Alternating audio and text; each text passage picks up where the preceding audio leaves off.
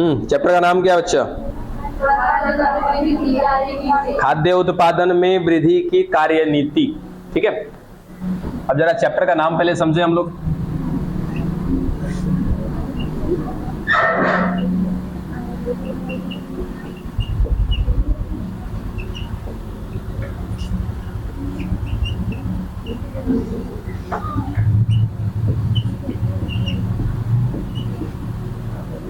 देखिए, कार्यनीति समझते हो?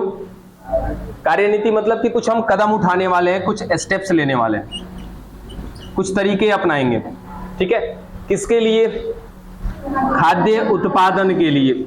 अब खाद्य उत्पादन का मतलब होता है वो सामग्री जो कहीं ना कहीं हम किस रूप में लेते हैं? भोजन के रूप में। ठीक है, उसमें क्या करानी है हमें? क्यों करानी है? क्यों करानी है भाई? आखिर ये खाद्य उत्पादन बढ़ाना क्यों है? कारण होगा कुछ? रीजन क्या है कि समय के अनुसार हमारी जनसंख्या क्या हो रही है? बढ़ती चली जा रही है। हमारे पास दो चीज हैं, दो चीज या तीन चीज, जैसे अभी थोड़ा सा मूवी में आ जाते हैं, रोटी, कपड़ा और मकान। ठीक है, ये तीन चीजों की कहीं ना कहीं क्या है? हर किसी को नीड है। नीड मतलब जरूरत है, चाहे वो कोई भी जीव हो। रोटी मतलब कि भोजन से संबंधित है, भोजन तो चाहिए ही चाहिए। कपड़ा चाहिए, साथ ही साथ मकान चाहिए। अब मकान की तो कोई बात ही नहीं कर रहे हम लोग, क्योंकि ये कहीं ना कहीं क्या बच्चा? सीमित है। ये क्षेत्र क्या है हमारे पास? सीमित है। हमारे पास जगह है, सीमित है। आज भले आप किसी के पास 10 बीघा हो, 20 बीघा हो, वो अलग की बात है, लेकिन क्षेत्र हमारे पृथ्वी पर क्या है? सीमित है। क्षेत्र बढ़ता नहीं है, तो क्षेत्र बढ़ेगा नहीं।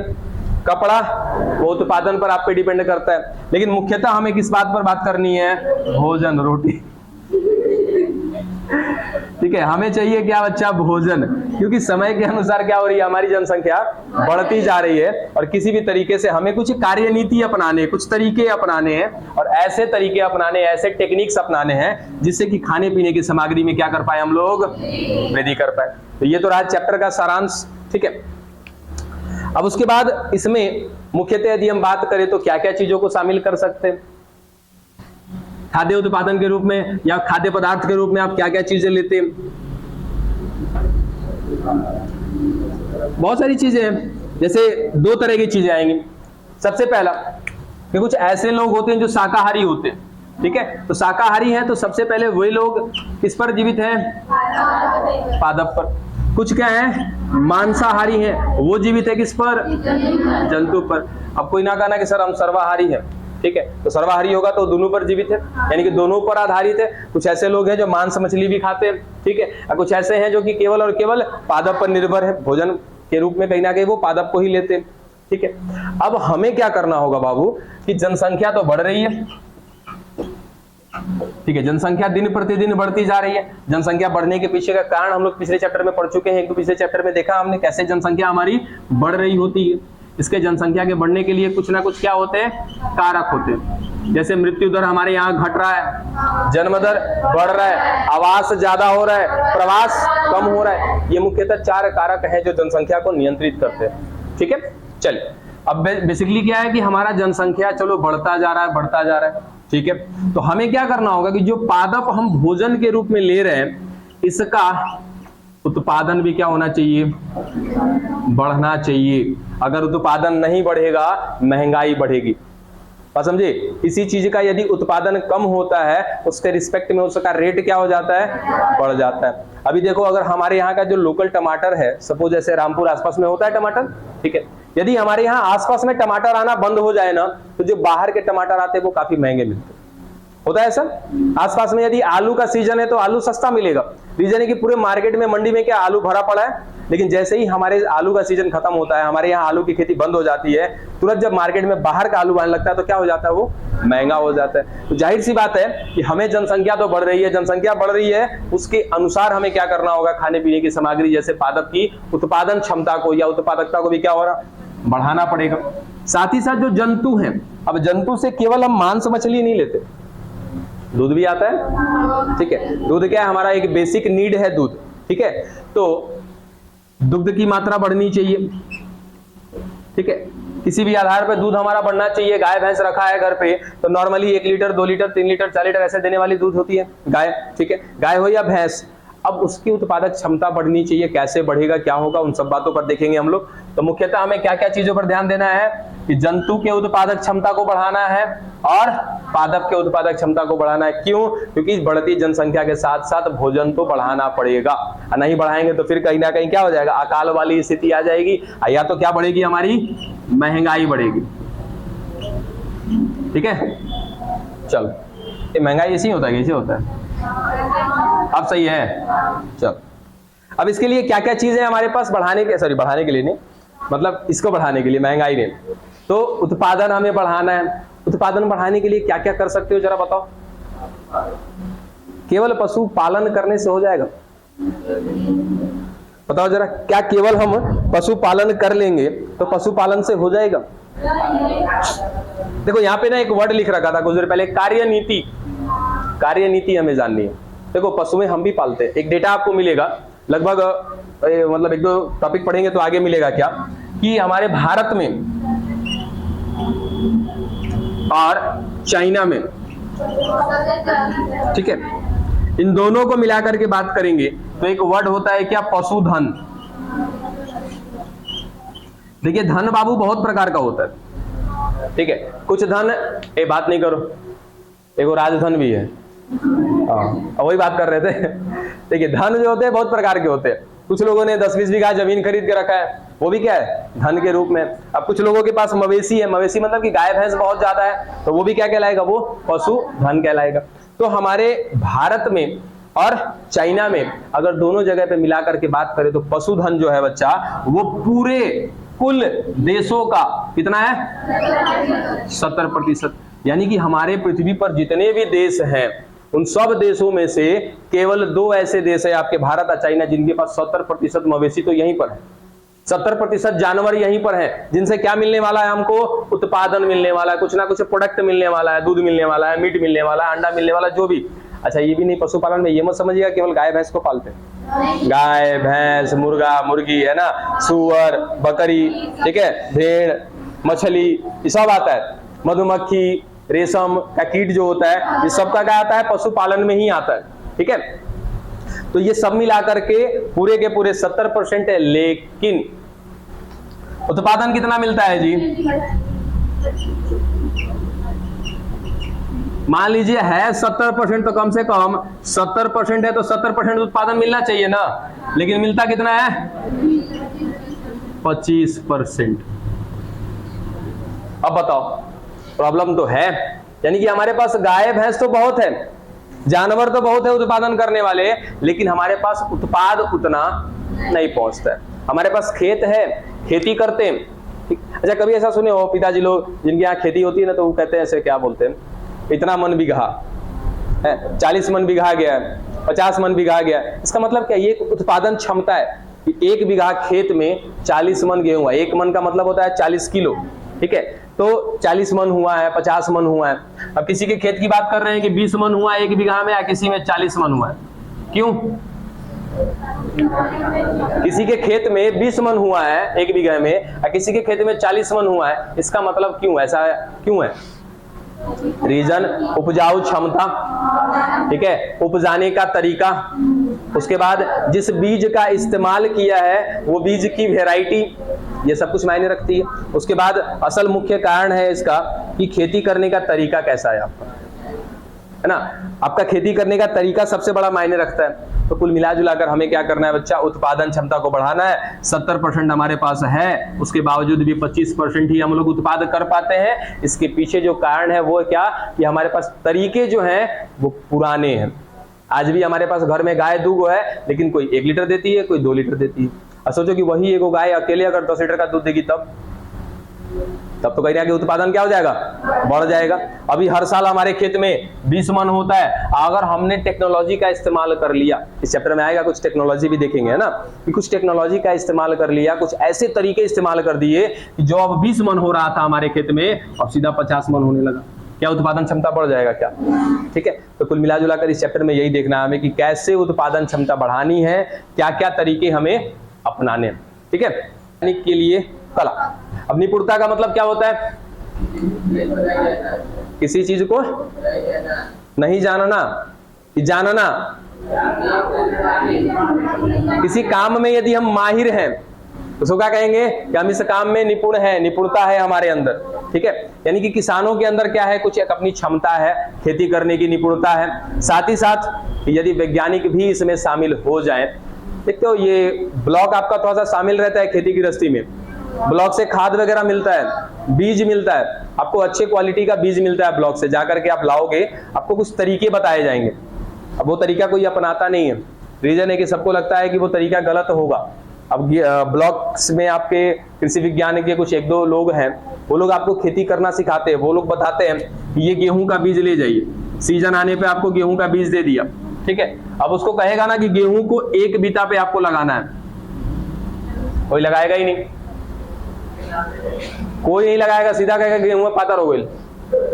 यहाँ पे लोग छिटने वाला कार्यक्रम जानते हैं। अब छिटने वाला कार्यक्रम गिन लो, लो ऐसे। तो रीजन क्या है, दिक्कत क्या होगी कि ये फसल उतना ज्यादा विकसित नहीं हो पाएगा, ठीक है। तो कुछ तरीके भी बताए जाते हैं, वो तरीकों को कोई इस्तेमाल करता ही नहीं।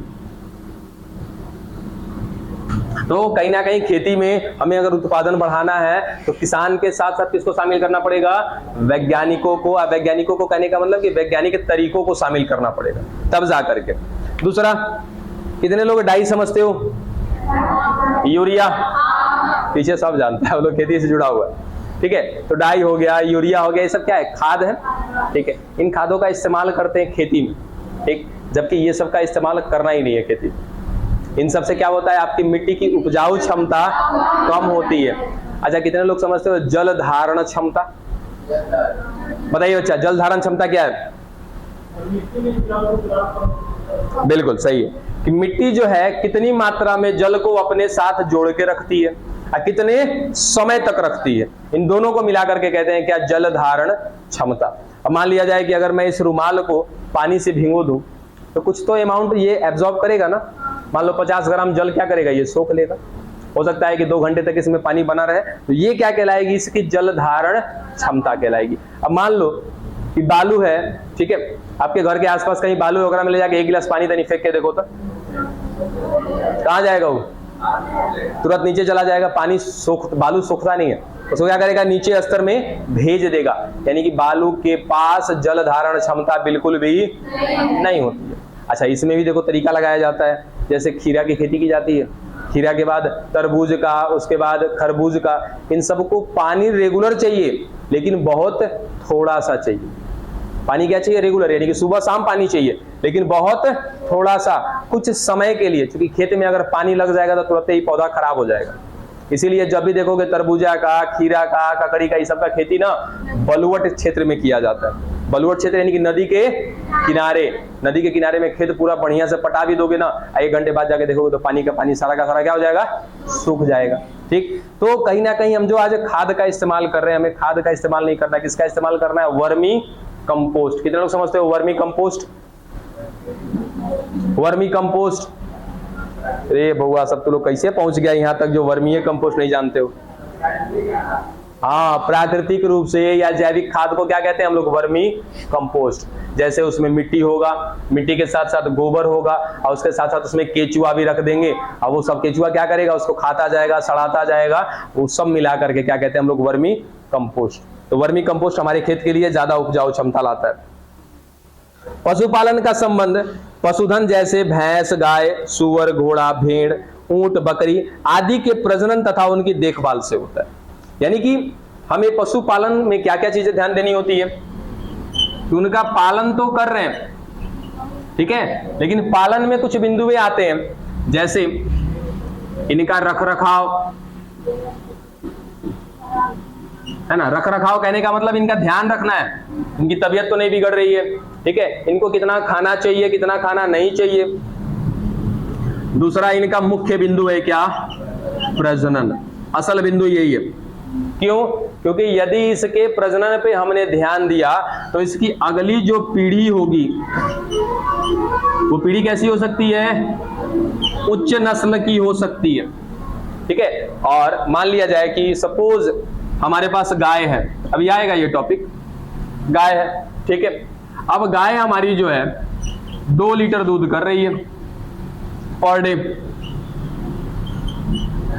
ठीक है, हाँ सुबह शाम जैसे भी, तो एक दिन में 2 लीटर दूध दे रही है वो, ठीक। हम चाहते हैं कि इसका अगला पीढ़ी इससे बेहतर हो, ठीक है, तो क्या करेंगे कि जब इसका प्रजनन का समय आएगा तो उस समय जो मेल यूज करेंगे वो कहीं ना कहीं क्या करेंगे, हाइब्रिड यूज करेंगे, ठीक है। तो हाइब्रिड यूज करेंगे तो इस गाय से 2 चांस बनता है। क्या चांस बनता है कि मेल का भी जन्म हो सकता है और फीमेल का भी जन्म हो सकता है। तो मेल का तो आगे कोई काम है नहीं उत्पादन क्षमता में, लेकिन फीमेल अगर जन्म लेती है और हमने अगर प्रजनन कराने के लिए जो मेल यूज किया था वो हाइब्रिड का अगर यूज किया था तो चांस बनता है कि जो ये फीमेल आएगी उसकी जो ये उत्पादक क्षमता है वो क्या हो जाएगी, बढ़ जाएगी, ठीक है। तो कहीं ना कहीं हमें 2 चीजें ध्यान देनी है कि पालन यदि किसी भी चीजों का कर रहे हैं, किसी भी जीव का कर रहे हैं तो रख रखाव। अब रख रखाव में क्या क्या चीजें आएगा, उसका खाने पीने का सामग्री, ठीक है, खाने के साथ साथ आपने उनको रखा कहाँ पे वो मायने रखता है, यानी कि इनका स्थान मायने रखता है, ठीक है। तो खान पान हो गया, स्थान हो गया, मुख्य चीज इसमें और आ जाएगा इसका परिवेश, या आपने इसके लिए परिवेश कैसा प्रदान कर रखा है। कितने लोग के घर में जर्सी गाय है किसी के घर में? अच्छा, अगर है तो क्या आपने उसको पंखा लगा रखा है क्या? कारण कारण कारण कारण तापमान को ज्यादा सहन नहीं कर पाते। वही बात लिखा क्या कि परिवेश आपको बना के रखना पड़ता है वहां पे। एक से एक ऐसी ऐसी जर्सी गाय है ना कि ओकरा जाके देखो कूलर लगा के रखे हैं लोग। कारण कि भाई उनकी उपजाऊ क्षमता तो है, लेकिन पॉजिटिव थिंग के साथ एक नेगेटिव थिंग भी है उसके साथ कि ज्यादा तापमान को वो सहन नहीं कर पाएगी। यानी कि उनका रख रखाव क्या करना पड़ेगा, आपको सही रखना पड़ेगा, पशु आहार खिलाना पड़ेगा। अब हम लोग के घरे गाय है, खूब करते हैं तो ले जाके खेत में छोड़ देंगे, नहीं तो चारा भूसा ला करके जो घरे जूट काट है वगैरह मिला के दे दिए। तो भाई जो खिलाओगे तो वही ना देगी आपको। अब वही अगर पशु आहार खिलाना चालू कर दे तो महीने में 5,000 6,000 खाली पशु आहार में चला जाता है। लेकिन पशु आहार में जाता है तो उत्पादक क्षमता भी तो बढ़ जाती है उसकी। तो कुल मिला जुला कर इन दोनों चीजों पे ध्यान देना है हमें। अच्छा, मत्स्य पालन है किसी के पास? चलिए आगे। हाँ, मत्स्य वाले में बात कर रहे थे कि कहीं ना कहीं क्या करना पड़ता है, उस समय समय पर उसका बहुत ही विशेष तौर पे ध्यान देना पड़ता है। और रखो डैना, डैना का दिखा रहे हो, ध्यान दो। तो समय समय पर क्या करना पड़ता है भाई, पानी बदलना पड़ता है, रख रखाव करनी पड़ती है, भोजन बहुत उचित देना पड़ता है। देखो ओवर ईटिंग समझते हो, ओवर ईटिंग यानी कि ज्यादा खा लेना। ज्यादा खा लेना आपके लिए भी नुकसानदायक है। कभी खाए हो ज्यादा भोजन? कभी कभार तो खा ही लिए होंगे, ठीक है, खासकर लगन वगैरह में ऐसा मौका मिल जाता है। नहीं खाए कभी ऐसे कि मतलब ऐसे? हाँ हो जाता है। देखो मान कभी इतना खाए कि मतलब कि शीशे के सामने जाके मुंह खोले तो पूरी उड़ी दिखाई दे?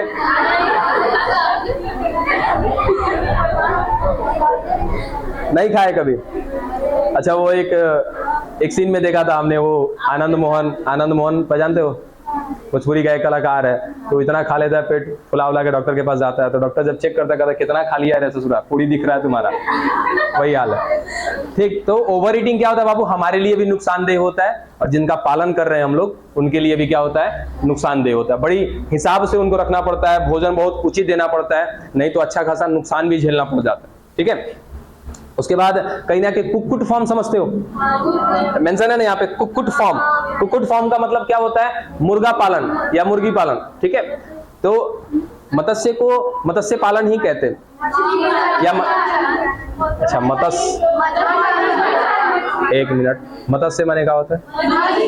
मत्स्य पालन कह सकते हैं, मछली पालन कह सकते हैं, तब इस पे कौन सी टिप्पा टिप्पणी चल रही है? अब हमको लगा कि मत्स्य माने कुछ और होता है। मत्स्य कहते हैं, मत्स्य क्या है, संस्कृत शब्द है, ठीक है। तो मत्स्य भी कह सकते हो, मछली पालन भी कह सकते हो, कोई दिक्कत नहीं है, ठीक है। उसके बाद कुक्कुट फार्म है। कुक्कुट फार्म में कहीं ना कहीं मुर्गों को रखा जाता है। अभी किसी का है क्या मुर्गा फार्म? अब बार बार ये पूछते हैं ना, रीजन जानते हो क्या है कि आपको ज्यादा एक्सपीरियंस होगा। अब मुर्गा फार्म जिनके पास है ना, या मुर्गी फार्म में बड़ी समस्या झेलनी पड़ती है गर्मी के सीजन में, ठीक है, बच्चे मर जाते हैं। अब जो इनका मतलब झोपड़ी जैसा बनाया हुआ था ना मुर्गा फार्म का, ऊपर पानी वगैरह डालना पड़ता है, क्योंकि नीचे जो है ना बहुत ज्यादा गर्मी हो जाती है, बच्चे मरने लगते हैं। छोटे छोटे बच्चे जो होते हैं उनको खिलाना पड़ता है, ऐसे मुंह दबा दबा के सिरिंज से भोजन डालना पड़ता है। अब वजन नहीं बढ़ रहा है तो इंजेक्शनों भोंकना पड़ता है, क्योंकि वजन बढ़ा है इसका, और वो हमारे लिए काफी ज्यादा नुकसानदायक। ठीक है, तो मार्केट में आप चिकन खाते हो वो कहीं ना कहीं आपके लिए बहुत ज्यादा नुकसानदेह है। रीजन जानते हो ना, बताया शायद कई बार, जो मुर्गा का वजन 2 किलो होना चाहिए था 6 महीना में, वो करा दिया 2 महीने में। तो जो आपके अंदर बदलाव आना था 14 साल पे, वो आएगा 12 साल। पसंद आया? यानी कि इसके वजह से केवल मुर्गा से ही नहीं, हर तरह की खेती में कहीं ना कहीं कुछ ऐसे रसायनों का इस्तेमाल किया जाता है जो रसायन क्या करते हैं, किसी कार्य को तेज कर देते हैं। ठीक है, तो बाबू वो उस भोजन के कार्य को तेजी से कर रहे हैं ना, वो भोजन जब आपके अंदर जाएगा ना, तो आपके कार्य को भी क्या करेगा, तेज कर देगा। जो यौनारंभ होना चाहिए था 14-15 साल में, वो यौनारंभ 10-12 में चला गया। जो मृत्यु होनी थी 50 साल के बाद, वो मृत्यु 50 साल से पहले होने लगा। पसंद है? जो दांत झरने थे हमें 50 साल के बाद, वो 25 साल 30 साल पे ही दांत झरने चालू हो जाते। मैदान साफ होना था बहुत दिन के बाद, पहले ही साफ होने लगा। तो कुल मिला जुलाकर ये खान पान का ही असर है। ठीक है, उसके बाद ये मोलस्का समझते हो, मोलस्का संघ पढ़ाया था क्या कभी? ये दूसरा हमारा क्या सबसे बड़ा संघ है, सबसे बड़ा आर्थ्रोपोडा। अब वैसे जीव जिनके शरीर के ऊपर कवच होता है, ठीक है, वो कवच किसका होता है? कैल्शियम का हो सकता है, कैल्शियम कार्बोनेट का हो सकता है। ठीक है, तो ऐसे जीवों को भी पाला जाता है। ठीक है, तो उनका भी पालन होता है। उसके बाद प्रॉन, क्रैब, ये जैसे झींगा वगैरह होता है ना, इनका भी पालन किया जाता है। केकड़े का पालन किया जाता है। उसके बाद का पालन पोषण, उनको पकड़ना, शिकार करना, बेचना, सब कुछ शामिल होता है। अति प्रचार, ये चीजें जो हैं ये हम आज देख रहे हैं, लेकिन कोई जरूरी नहीं है कि हम देख रहे हैं तो हम ही इसको कर रहे हैं। ये बहुत प्राचीन काल से होता आ रहा है। बहुत प्राचीन जो राजा महाराजा थे वो भी क्या करते थे? पशुओं का पालन करते थे, मछलियों का पालन करते थे। ये सारी चीजें बहुत पहले से ही है।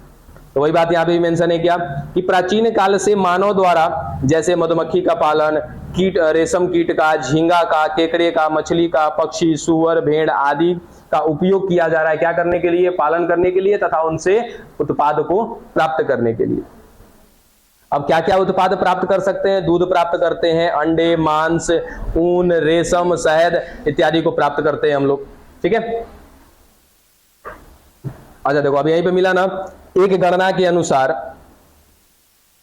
70% से भी अधिक पशुधन भारत तथा चीन में है। यद्यपि यह जानकर आश्चर्य होगा कि इसका विश्व फार्म उत्पाद का योगदान मात्र 25% है। यानी कि जितना भी उत्पादन करने वाला है पशुधन, जितना भी पशुएं हैं, उन सब का टोटल पूरे विश्व का 70% यहाँ भारत और चीन में, जबकि उत्पादन कितना है? मात्र 25% है।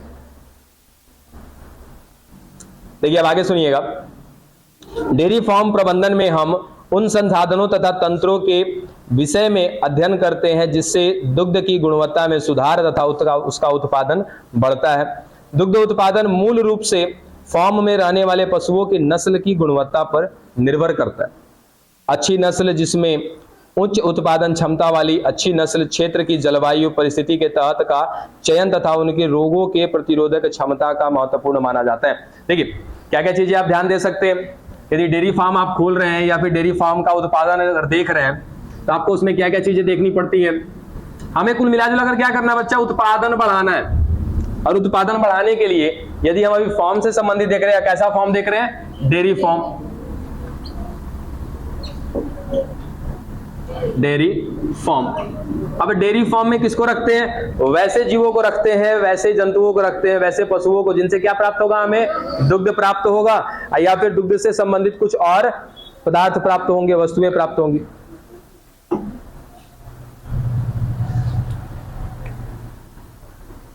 ठीक, तो मुख्यतः हमें यहां से क्या प्राप्त होने वाला है? दुग्ध प्राप्त होने वाला है। ठीक है, अब दुग्ध देने वाले अगर मेनली बात करें तो हमारे पास कौन है बच्चा? गाय और भैंस।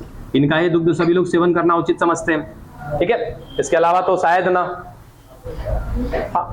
लाया तो अपना बात। अच्छा चीज है अगर तुमको बकरी का दूध मिल रहा है पीने को तो। ठीक है, बस खत्म करो। अब देखो बाबू, यदि हम गाय और भैंस का पालन कर रहे हैं, किसके लिए कर रहे हैं? दुग्ध के लिए कर रहे हैं। तो हमें क्या चाहिए? दुग्ध की मात्रा ज्यादा होनी चाहिए। ज्यादा से ज्यादा क्या करना पड़ेगा? हमें उत्पादन करना पड़ेगा। तो ज्यादा से ज्यादा उत्पादन करने के लिए क्या क्या चीजों पे ध्यान देना पड़ेगा? कि जो पशुओं को हम इस्तेमाल में ले रहे हैं, इनकी नस्ल कैसी होनी चाहिए? उच्च कोटि की होनी चाहिए। ठीक है, इनका रख रखाव कैसा होना चाहिए, अच्छा होना चाहिए, खान पान अच्छा होना चाहिए, इनका परिवेश अच्छा होना चाहिए। ठीक है, तो क्या बोल रहा हूं, हाँ बिल्कुल, चिकित्सा सबसे महत्वपूर्ण चीज है इसमें। कहीं ना कहीं इनकी चिकित्सा पे ध्यान देना होगा हमें, किसी भी हाल में इनकी तबीयत ना बिगड़ जाए। ठीक है, तो इन सब को ध्यान में रखते हुए सबसे मेन मुद्दा यहां पर है ये, नस्ल कैसी होनी चाहिए, उच्च होनी चाहिए, तभी जाकर के यहां से हम क्या कर पाएंगे, इसकी उत्पादक क्षमता को बढ़ा पाएंगे। अच्छा, एक और चीज छूटा है ना, रोग प्रतिरोधक क्षमता, रोग प्रतिरोधक क्षमता, कोई बताएगा इसका मतलब, बोलो जल्दी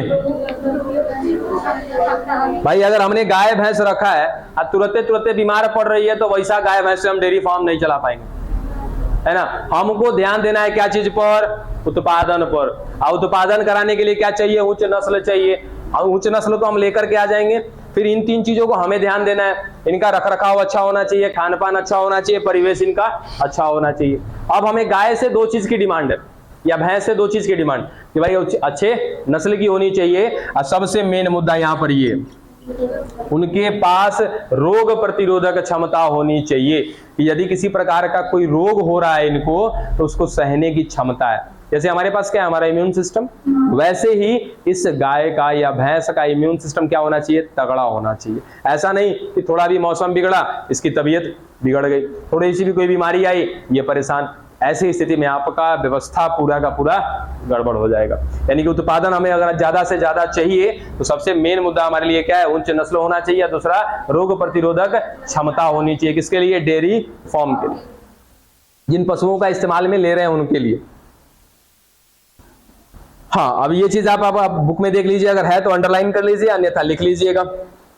उच्च नस्ल की जो दुग्ध देने वाली गाय हैं उनका नाम, हाँ ये क्वेश्चन भी शायद दिया था, हाँ सही बात, लिख लीजिएगा। पहला गिर, गिर भी क्या एक जाति है गाय की, ये दुग्ध देने वाली है। दुग्ध ऐसा लिख लीजिएगा, दुग्ध देने वाली अच्छी नस्ल। हाँ नहीं, हाइब्रिड होती है, सारी की सारी हाइब्रिड होती है, ये देसी नहीं है, हाइब्रिड। देसी गाय आपको 2 लीटर 3 लीटर से ज्यादा दुग्ध नहीं करेगी, उसको कहीं ना कहीं आप ऐसे सांड के पास लेके जाओ जो कि क्या होगा, हाइब्रिड होगा। और उसके साथ यदि कहीं उसका प्रजनन कराते हैं तो जो बच्चा आएगा वो देसी नहीं कहलाएगा ना, वो क्या कहलाएगा बाबू, अब हाइब्रिड कहलाएगा। ठीक है, हमने कहीं ना कहीं मेंडल का चैप्टर पढ़ा था क्या, तो मेंडल के चैप्टर में कहीं ना कहीं एक वर्ड आया था हाइब्रिडाइजेशन। ठीक है, उसका मतलब ही क्या था कि यदि नहीं, देखो यहां पर कोई एक हमने मटर का पौधा लिया है, ठीक है, इसी मटर के पौधे को, सुनो ध्यान से, इसी मटर के पौधे को अगर इसी से क्रॉसिंग करा रहे हैं तो जो नस्ल प्राप्त होगा वो क्या होगा, निम्न होगा। इसको हम सामान्य नस्ल बोलेंगे, हाइब्रिड नहीं होगा। लेकिन जैसे ही इस मटर का संकरण मैं अगर किसी दूसरे मटर के पौधे से करा दूंगा, इस स्थिति में अब ये क्या कहलाएगा, हाइब्रिड कहलाएगा। ठीक है, तो कहीं ना कहीं ये हम सबको क्या कह सकते हैं कि ये हाइब्रिड नस्ल होती है, देसी नस्ल नहीं होती है। क्या लिखा, दुग्ध देने वाली अच्छी नस्ल। सबसे पहला लिखिएगा गिर। गिर क्या है, गाय की ऐसी नस्ल है जो कि बहुत ज्यादा मात्रा में दुग्ध देती है, जैसे 14-15 लीटर दूध देने वाली है एक टाइम में। सहीवाल, गिर, उसके बाद सहीवाल, लाल सिंधी, दियोनी, दियोनी, ये 4 ऐसी नस्लें हैं जो ज्यादा से ज्यादा मात्रा में दुग्ध देती हैं। होगा ही होगा, वो जनरल ब्रीड है, लिखवा रहे, टेंशन नहीं लो, वो जनरल ब्रीड में आते हैं। चौथा बोले हैं बच्चा दियोनी, दियोनी इंग्लिश में भी कहते हैं इसको दियोनी।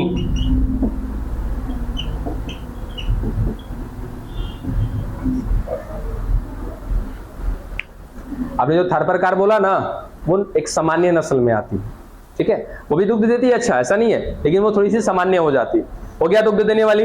उसके बाद लिखिएगा काम करने वाली, यानी कि श्रमिक कह सकते हैं आप इसको, ज्यादा से ज्यादा आप उनसे काम ले सकते हो।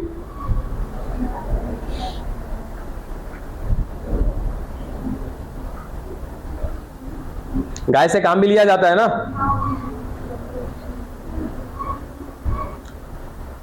ये काम करने वाले में गिनती होती है इनकी। मालवी, मालवी कौमा हलीकर,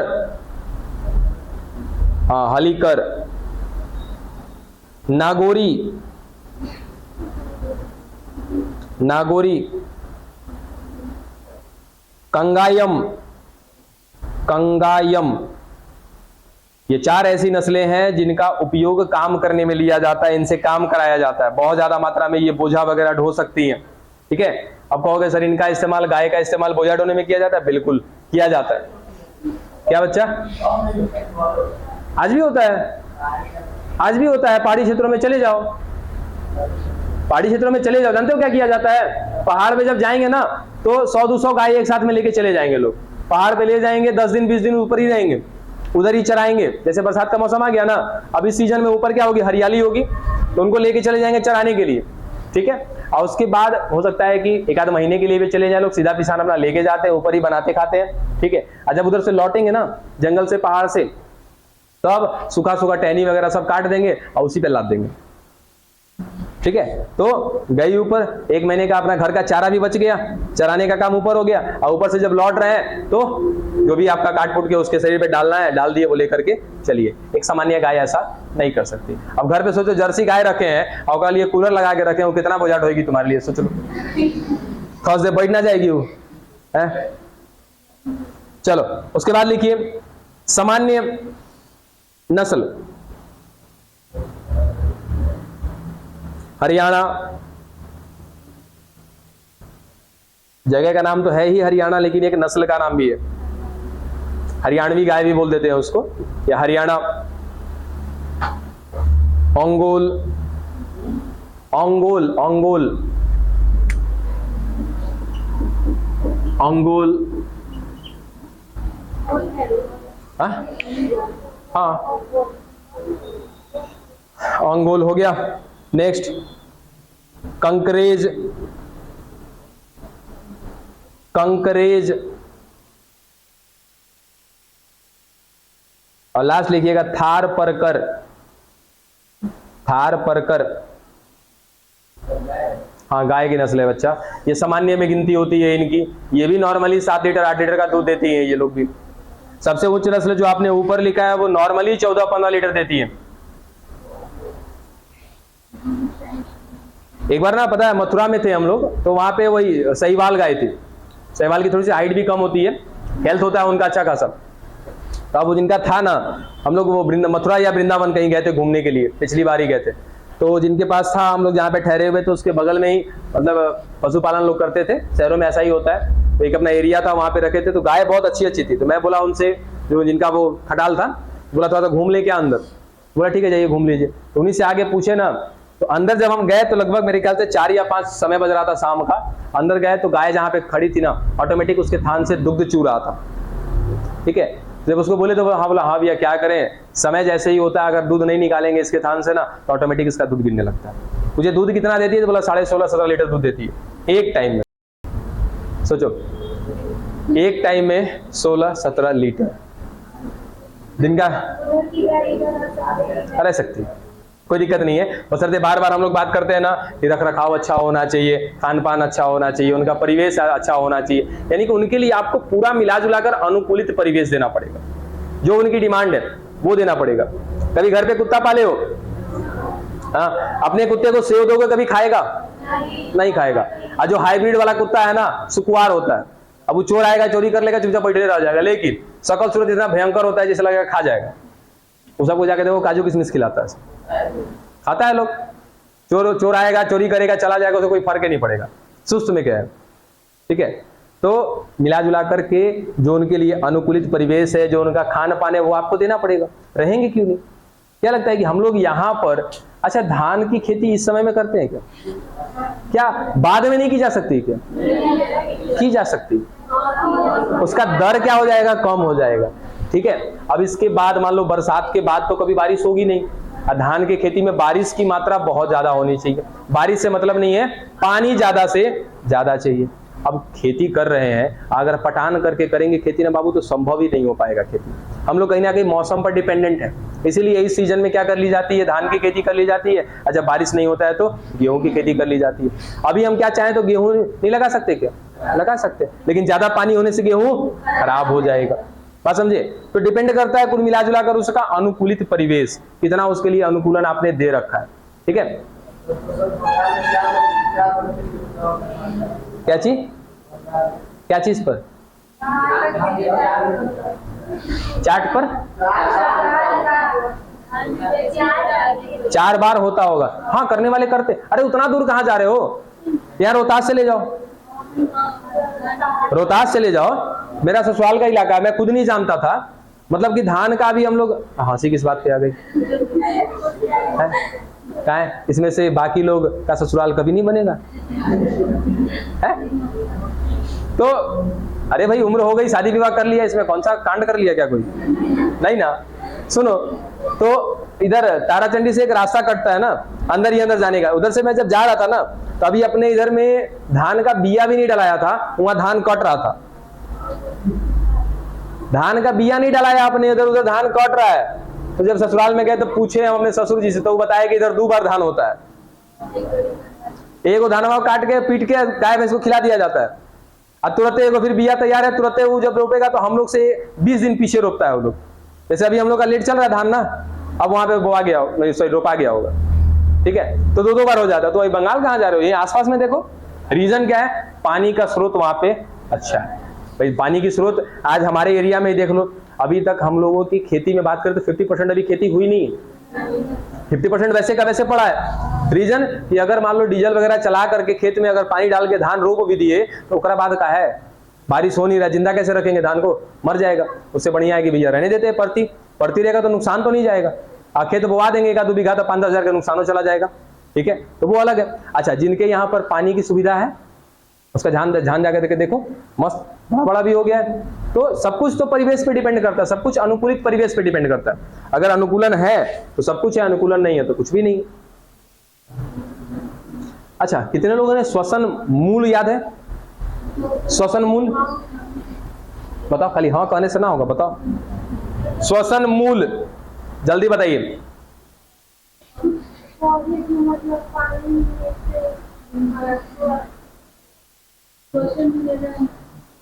श्वसन मूल रंध्र, तो वैसा हुआ, इतना बड़ा चटा उटा पड़ा है कभी है? श्वसन मूल, श्वसन मूल, अरे बच्चा श्वसन माने श्वसन करना, मूल माने जड़, एक ऐसा जड़ जो क्या करेगा, श्वसन करेगा। ठीक है, चलो इतना तो अर्थ निकला। अच्छा, कितने लोग ये समझते हो मैनग्रोव क्षेत्र, मैनग्रोव क्षेत्र, अब ऐसे ना समझो तो दलदली क्षेत्र, ठीक है। अब जितना भी दलदली क्षेत्र होता है ना, देखो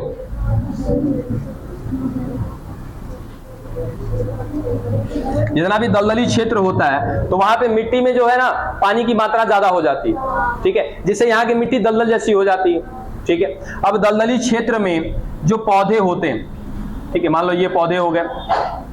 अच्छा, खेत की जुताई की जाती है, रीजन बताओगे, कारण क्यों, क्या करने के लिए है? देखो, पहला तो मिट्टी को भरभरा बनाने के लिए, दूसरा कि मिट्टी यदि भरभरा होगा तो उसके अंदर ऊपर से उपस्थित जो वायु है ना, ये वायु उस मिट्टी के अंदर जाएगा, यानी कि इस जड़ों में क्या जाना चाहिए बच्चा, ऑक्सीजन। और ऑक्सीजन तो तब जाएगा ना कि जब मिट्टी वहां पे भरभरा रहेगा।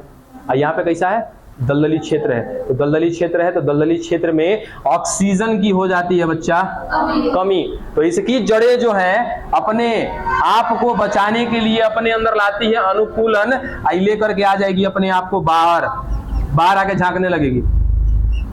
अब झांक क्या ले रहा है, ऑक्सीजन के लिए, अब बराबर ही ऑक्सीजन लेता रहेगा यहां से, समझे? क्या हुआ, एक तरह से अनुकूलन ही तो हुआ ना, यानी कि अपने आप को किसी भी तरह जिंदा रखने के लिए क्या करना पड़ेगा, अनुकूलन करना पड़ेगा। जब बात आ ही गया श्वसन मूल का, तो एग्जांपल भी बताओ, श्वसन मूल का एग्जांपल बताओ जल्दी। कौन ऐसा पौधा है जो दलदली क्षेत्र में मिलता है, उसमें श्वसन मूल देखने को मिलता है? श्वसन मूल का मतलब कि सामान्य मूल, सामान्य जड़ जब मृदा से बाहर आ जाती है श्वसन करने के लिए, ऐसी जड़ों को क्या कहते हैं? श्वसन मूल कहते हैं। ठीक है, याद रख लेना रे बुड़बक साहब, राइजोफोरा। राइजोफोरा एक ऐसा पादप है जो दलदली क्षेत्र में मिलता है, इसमें मिलता है क्या? श्वसन मूल। यानी कि जैसे ही इसको ऑक्सीजन की कमी होगी, इसका जड़ कहां आ जाएगा? मृदा से बाहर आ जाएगा। क्या करने के लिए? श्वसन करने के लिए। तो श्वसन मूल पाया जाता है राइजोफोरा में। चले क्लासेस बंद करें अभी। यहां तक बताइए, किसी को कोई सवाल है तो बताइए, बोलो। क्या बोलो?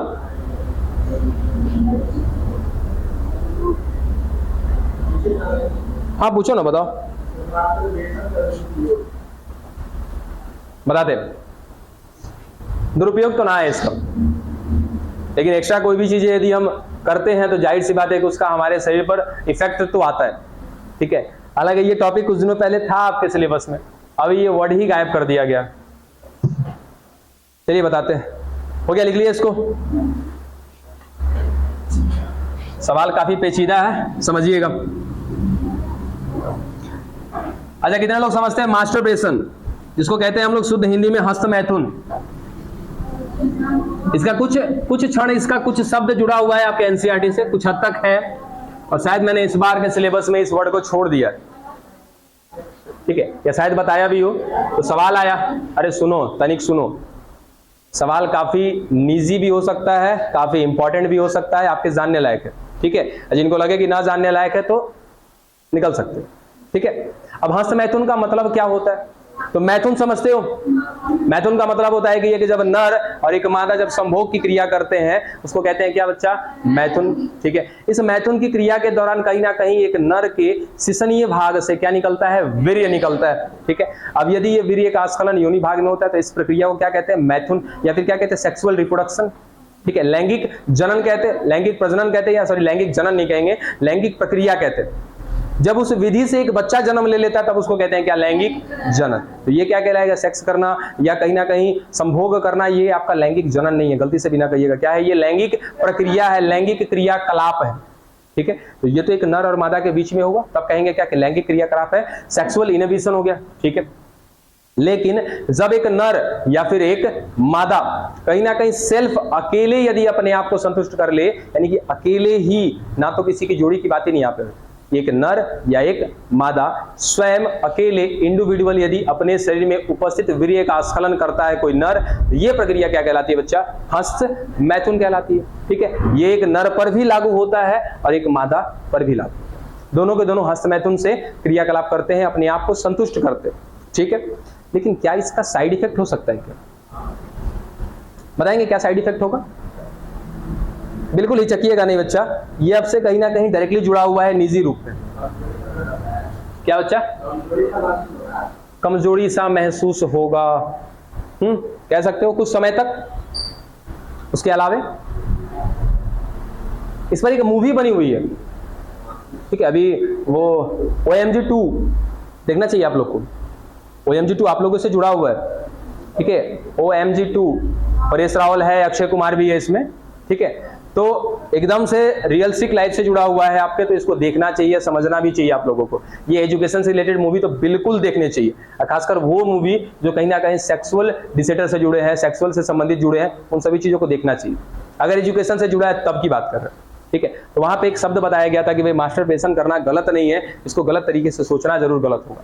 ठीक है, अब आते हैं सीधा सीधा मुद्दे पर कि क्या इसका नुकसान है। हाँ बच्चा, यदि हम ज्यादा से ज्यादा यदि कोई नर हस्तमैथुन कर रहा है तो इसका नुकसान आएगा।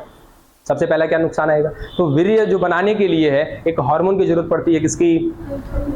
इसकी जरूरत पड़ती है टेस्टोस्टेरोन की। ठीक है, अब ज्यादा से ज्यादा अगर कोई नर वीर्य का स्खलन कर रहा है तो क्या लगता है कि ज्यादा से ज्यादा टेस्टोस्टेरोन की खपत होगी कि नहीं खपत होगी? ठीक है, अच्छा टेस्टोस्टेरोन का काम केवल शुक्राणु को बनाना ही है या कोई और भी काम है? द्वितीयक लैंगिक लक्षण लाना, आपके शरीर को सुडौल बनाना, आपकी मांसपेशियों को विकसित करना, ये सब क्या है? द्वितीयक लैंगिक लक्षण है। यदि टेस्टोस्टेरोन का खपत यदि शुक्राणु को बनाने में ही ज्यादा जाने लगा ना तो लड़का क्या हो जाएगा? दुबला पतला हो जाएगा, कमजोर सा फील करेगा। यदि ज्यादा मात्रा में ऐसा कर रहा है तो ठीक है। बाकी यदि नॉर्मल है तो इसका कोई साइड इफेक्ट नहीं होगा। हाँ, यदि ज्यादा मात्रा में कर रहा है कोई लड़का, यदि हस्तमैथुन, कोई नर यदि हस्तमैथुन कर रहा है, उसके शरीर में टेस्टोस्टेरोन की कमी हो जाएगी, जिस कारण से टेस्टोस्टेरोन द्वितीयक लैंगिक लक्षण दिखा नहीं पाएगा। या द्वितीयक लैंगिक लक्षण दिखेगा तो वो क्या दिखेगा, कम दिखेगा। अब आपकी उम्र हो गई है 25 साल, शरीर आपका बोल्ड होना चाहिए था, लेकिन बोल्ड कतई नहीं होगा, क्योंकि आपके बॉडी में किसकी कमी हो गई है, शुक्राणु की कमी नहीं हुई है। ठीक है, शुक्राणु तो बउआ जब तक मरेगा नहीं एगो नर तब तक बनता रहता है, तो शुक्राणु का टेंशन नहीं है। असल टेंशन किसका है, टेस्टोस्टेरोन का। इसकी मात्रा कम हो जाएगी तो आपका शरीर ज्यादा विकसित नहीं हो पाएगा। समझ में आई? ये हो सकता है। दूसरा, इसके वजह से एक और साइड इफेक्ट आता है कि एक नर का लिंग जो होता है वो टेढ़ापन आ जाता है उसके अंदर। ठीक है, फिलहाल क्लियर हुआ? तो इसके कोई ज्यादा मेजर साइड इफेक्ट नहीं होते। ठीक है, चलिए उसके बाद आज भी थोड़ा सा डिले हो गया, खैर अभी टाइम है। ठीक है, बाकी जो क्लासेज होंगी वो कंटिन्यू करते हैं हम लोग कल। थोड़ा बेहतर पढ़िएगा इसको जाकर के आगे। क्या बच्चा कर दे बाबू, 1-2 दिन में पक्का कर लेंगे, टेंशन नहीं लीजिए। अभी थोड़ा सा 1-2 दिन मैनेज करिए, इन लोगों को मिला के सबको एक ही बार कर देंगे, सब बौरा जाएगा सब। एक दिन कहे, हाँ कौन भैया है? हाँ कहिए। हेलो,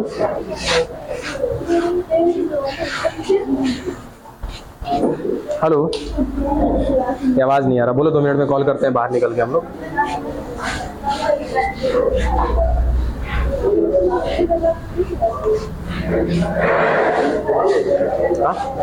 ना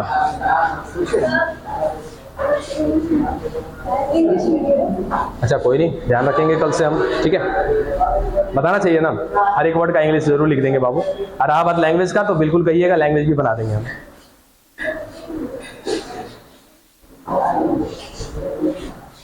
ठहर जाओ, लोग ठहर जाओ।